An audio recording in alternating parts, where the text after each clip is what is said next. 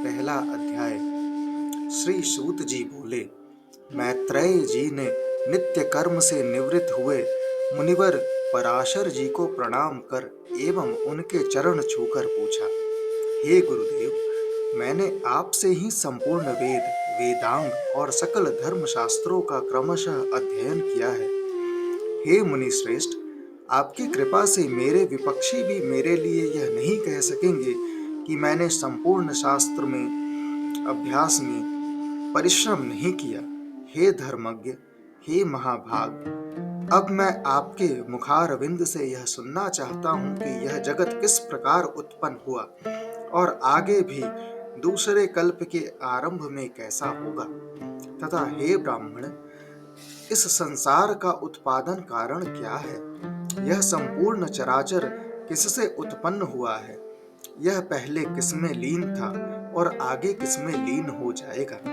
इसके अतिरिक्त आकाश आदि भूतों का परिमाण, समुद्र, पर्वत तथा देवता आदि के उत्पत्ति, पृथ्वी का अधिष्ठान और सूर्य आदि का परिमाण तथा उनका आधार, देवता आदि के वंश, मनु, मनवंतर, बार बार आने वाले चारों युगों में विभक्त कल्प और कल्पों के विभाग, प्रलय का स्वरूप, युगों के पृथक पृथक संपूर्ण धर्म, देवर्षि और राजर्षियों के चरित्र, श्री व्यास जी कृत वैदिक शाखाओं की यथावत रचना तथा ब्राह्मण आदि वर्ण और ब्रह्मचर्य आदि आश्रमों के धर्म, ये सब, हे महामुने शक्तिनंदन, मैं आपसे सुनना चाहता हूँ।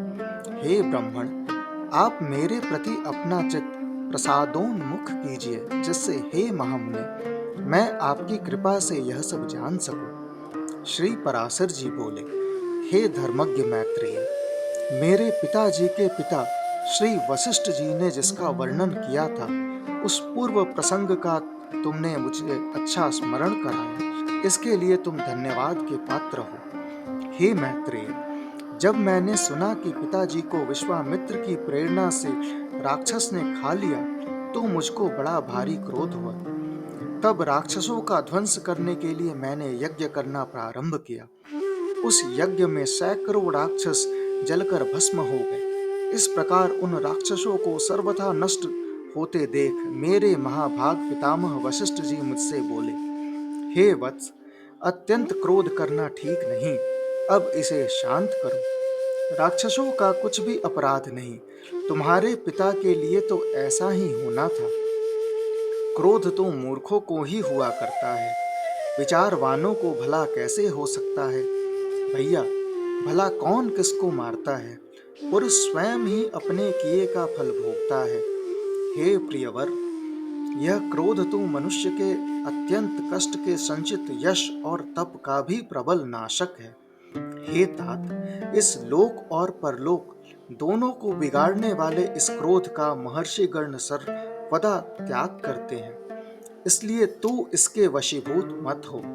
अब इन बेचारे निरपराध राक्षसों को दग्ध करने से कोई लाभ नहीं। अपने इस यज्ञ को समाप्त करो। साधुओं का धन तो सदा क्षमा ही है।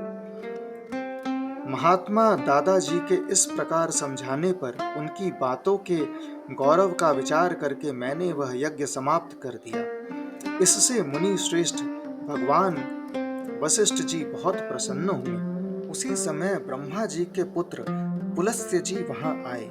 हे मैत्रेय, पितामह वशिष्ठ जी ने उन्हें अर्घ्य दिया। तब वे महर्षि पुलह के ज्येष्ठ भ्राता महाभाग पुलस्त्य आसन ग्रहण करके मुझसे बोले, तुमने चित्त में बड़ा वैर भाव रहने पर भी अपने बड़े बूढ़े वशिष्ठ जी के कहने पर क्षमा स्वीकार की, इसलिए तुम संपूर्ण शास्त्रों के ज्ञाता होगे। हे महाभाग, अत्यंत क्रोधित होने पर भी तुमने मेरी संतान का सर्वथा मूलोच्छेद नहीं किया।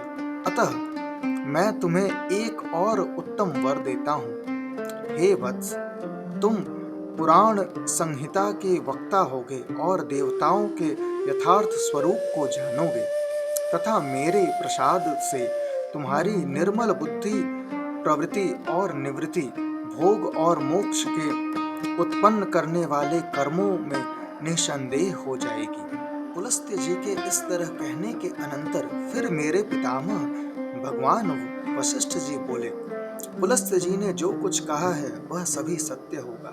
हे मैत्रेय, इस प्रकार पूर्व काल में बुद्धिमान वशिष्ठ जी और पुलस्त्य जी ने जो कुछ कहा था वह सब तुम्हारे प्रश्न से मुझे स्मरण हो आया है। अतः हे मैत्रेय, तुम्हारे पूछने से मैं उस संपूर्ण पुराण संहिता को तुम्हें सुनाता हूँ। तुम उसे भली भांति ध्यान देकर सुनो।